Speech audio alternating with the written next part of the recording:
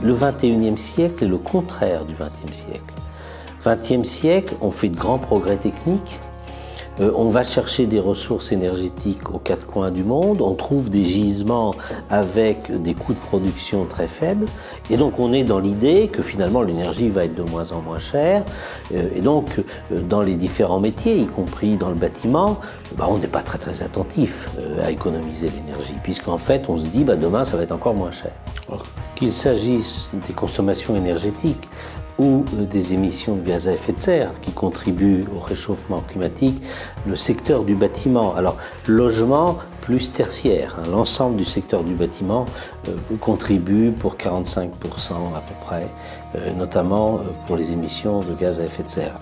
Or, on a la loi française qui nous donne un objectif 2050. 2050, nous devons diviser par 4 les émissions de gaz à effet de serre. Vous devinez bien que pour faire cette division par 4, on ne va pas s'y prendre en 2030. Il faut commencer aujourd'hui. C'est un volume de bâtiments qui est à traiter par an, qui est de l'ordre de 600 000 logements, ou équivalent logements. Et on est là donc sur quelque chose de tout à fait massif. Et en fait, ce qu'il va nous falloir tous ensemble, c'est avoir une politique de qualité dans le secteur du bâtiment. Chaque fois que l'on intervient dans un bâtiment, aller chercher les solutions les plus efficaces, les plus économes. Et donc les potentiels d'économie d'énergie dans le secteur du bâtiment sont tout à fait importants, y compris dans les usages qui sont les usages électriques.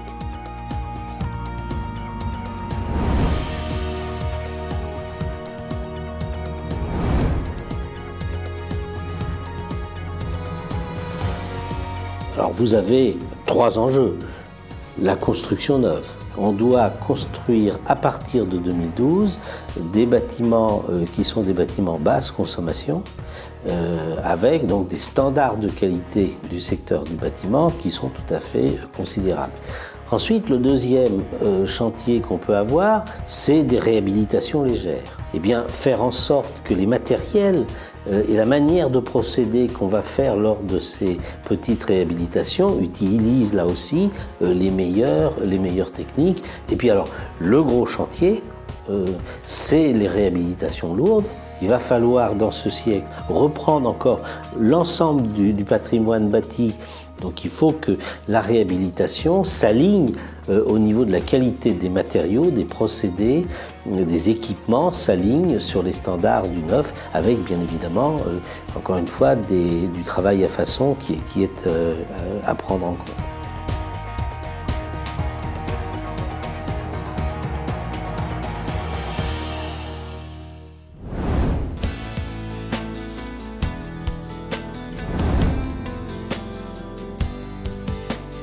Dans un logement, on a 80% qui est du chauffage et 20% pour l'ensemble du reste. Alors, vous avez l'eau chaude qui est autour de 5%, et puis alors le reste, c'est bien sûr l'ensemble des consommations électriques. Ces consommations sont bien évidemment en hausse, donc il va falloir maintenant s'en occuper. Alors maintenant, donc, on est en train de baisser considérablement les consommations de chauffage, donc il va maintenant falloir s'occuper des consommations d'eau chaude, et donc on a des gains tout à fait considérables qui sont possibles sur le circuit eau chaude. Vous avez des gains tout à fait considérables, alors maintenant tout le monde est au courant, sur l'éclairage. C'est quand même, en France, l'ensemble de l'éclairage, c'est 12% de la consommation électrique française. Donc on a des progrès tout à fait considérables à faire. Et encore une fois, le but, c'est de transférer de la dépense sur les consommations d'électricité vers de la qualité de mise en œuvre des équipements par les professionnels de la filière.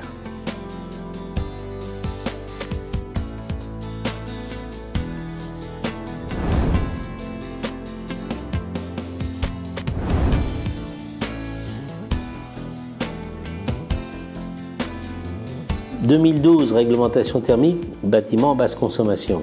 C'est pas la fin du film.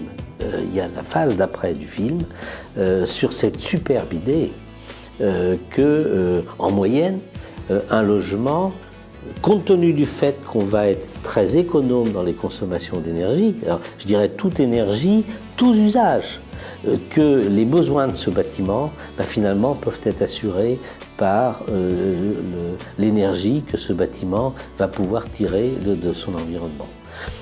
Alors c'est bien évidemment essentiellement les énergies renouvelables, donc ça sera le rayonnement du soleil, ça peut être ponctuellement le vent, ça peut être la chaleur de la terre. En moyenne, sur l'ensemble de l'année, eh bien, la production d'un logement en électricité et en énergie peut contrebalancer l'ensemble de ces besoins.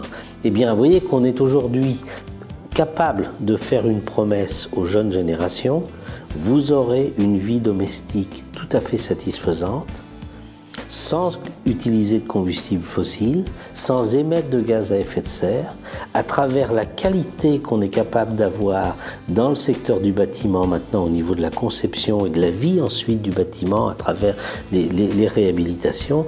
Eh bien tout ça, on est capable de l'assurer à tout un chacun à partir des ressources renouvelables qui sont dans l'environnement direct du bâtiment.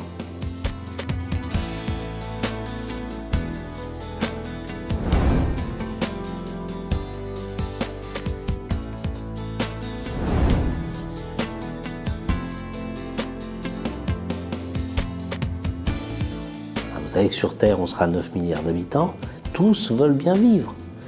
Les ressources énergétiques sont limitées. Comment l'ensemble des professionnels arriveront-ils à offrir des conditions de vie agréables pour tout un chacun en étant compatibles avec les exigences de l'environnement de notre planète? C'est probablement la première fois que le secteur du bâtiment est confronté à un intérêt collectif sur la qualité de construction. La qualité coûte moins cher que la construction à la va-vite, à partir du moment où, bien sûr, vous raisonnez en coût global. C'est ce coût global qu'il faut regarder. Et il faut minimiser ce coût global. Et minimiser ce coût global, c'est mettre le paquet sur la construction, mettre le paquet sur la mise en œuvre des équipements pour diminuer les frais de fonctionnement derrière. C'est ça l'enjeu qui est devant nous.